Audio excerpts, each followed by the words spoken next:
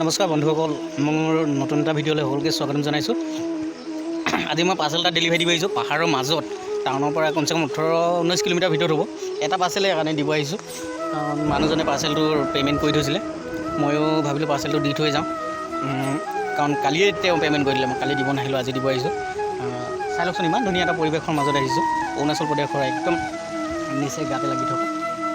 চাওকচোন ইমান ধুনীয়া এটা পৰিৱেশ, কি ধুনীয়াকৈ যি পানী বৈ গৈছে, নৈ পানী বৈ গৈছে, একদম এটা মনোমোহা পৰিৱেশ দেখিছে বন্ধুসকল। পাৰ্চেলটো সেইটো মোৰ লগৰজনে লৈ গৈছে, পাৰ্চেলটো সেইটো মোৰ লগৰজনে লৈ গৈছে, দিবৰ কাৰণে গৈছে। তাত লগতে তাত এটা বস্তু আছে ধুনীয়া, আপোনাৰ ইয়াত ফাৰ্ম এখন খুলিছে। ফাৰ্মখন খুব ধুনীয়া, এজন ফৌজি মানুহে খুলিছে। তেওঁ একচুৱেলি ফৌজত কৰিছিলে, ফৌজৰ পৰা ৰিটায়াৰ হৈ এতিয়া তেওঁ মানে এখন পাহাৰত ফাৰ্ম খুলিছে। ফাৰ্মখন আপোনাৰ যথেষ্ট ধুনীয়াকৈ সজাই মেলি খুলিছে তেওঁ। এই ইয়াত বিভিন্ন ধৰণৰ ব্ৰইলাৰ চইলাৰ কিবা কিবি এইবিলাক পায়, মানে সেই ব্ৰইলাৰে মানে ঔষধ আনিছিলে, ঔষধ যিবিলাক মেডিচিন লাগে মেডিচিনবিলাক আনিছিলে। মই পাৰিলে আপোনালোকক অকণমান ব্ৰইলাৰ ফাৰ্মটো দেখাই দিম যিমান পাৰোঁ। লগতে আৰু এটা কথা, ইয়াত যোনডোখৰত জেগালৈ আহিছোঁ অৰুণাচলৰ জেগাডোখৰতো ডেভেলপ হয়, আৰু ইয়াৰ পৰা ওলাই যাওঁতে আমাৰ যিখিনি জেগা, আমাৰ যিখিনি ঠাইত মানে কি বুলি কয়, উন্নয়ন কৰিছে বুলি কয় চৰকাৰে। সেই উন্নয়ন কৰা ঠাইখিনি দেখুৱাম। চৰকাৰে কেনেধৰণে উন্নয়ন কৰিছে, মানুহক পানীৰ তলত ডুবাই কি উন্নয়ন কৰিছে তাকে এবাৰ চাবচোন। বৰ ধুনীয়া ব্ৰইলাৰ ফাৰ্ম এটা বুলি আছে, ইমান ডাঙৰ যে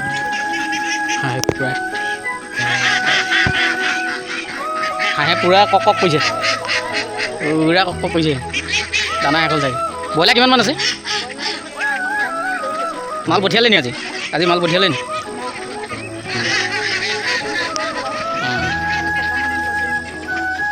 ইয়াৰ পৰা এক্সপৰ্ট অৰুণাচললৈ হয়নে? ইফালে হয়নে? অৰুণাচলৰ ফালে হয়নে? ভিতৰলৈ হয় ন?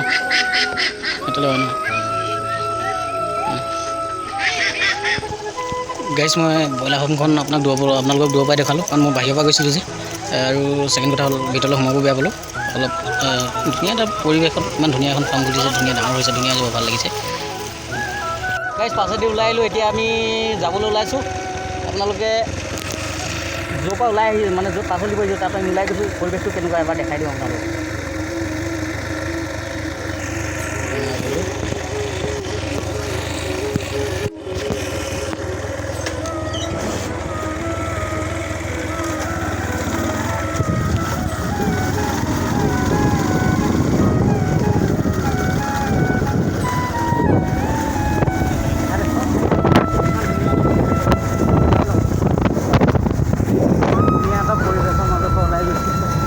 যাবলৈ মন যায়, ইয়াতে ঘৰ বনাই থাকিবলৈ মন যায়।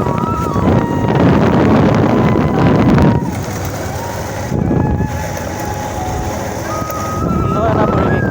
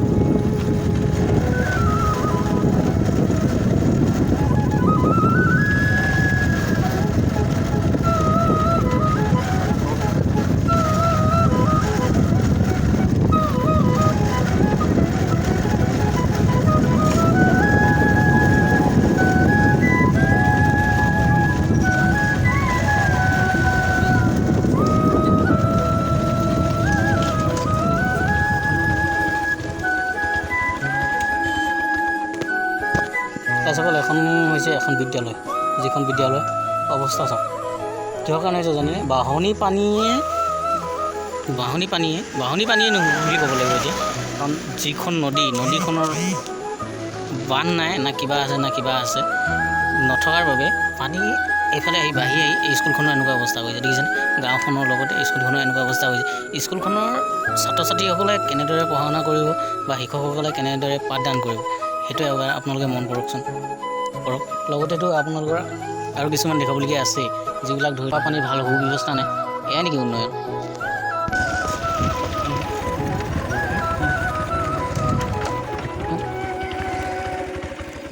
চাওকচোন এই মানুহঘৰ মানুহ ঘৰে কেনেদৰে থাকিব, কেনেদৰে খাব, কেনেদৰে পিন্ধিব, ক'ত থাকিব তেওঁলোকৰ অৱস্থা দেখিছেনে?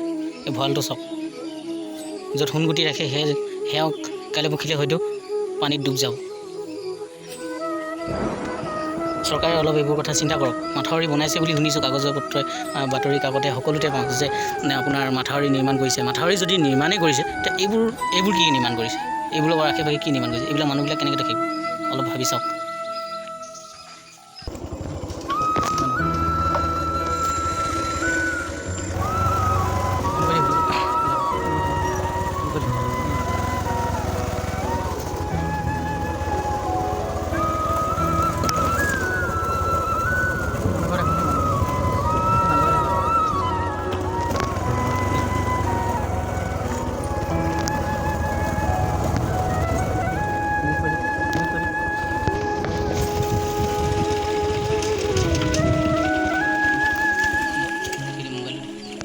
এয়া হৈছে জীৱন চাওক, পানীৰ মাজত যেনেদৰে জীৱন কটাই আছে।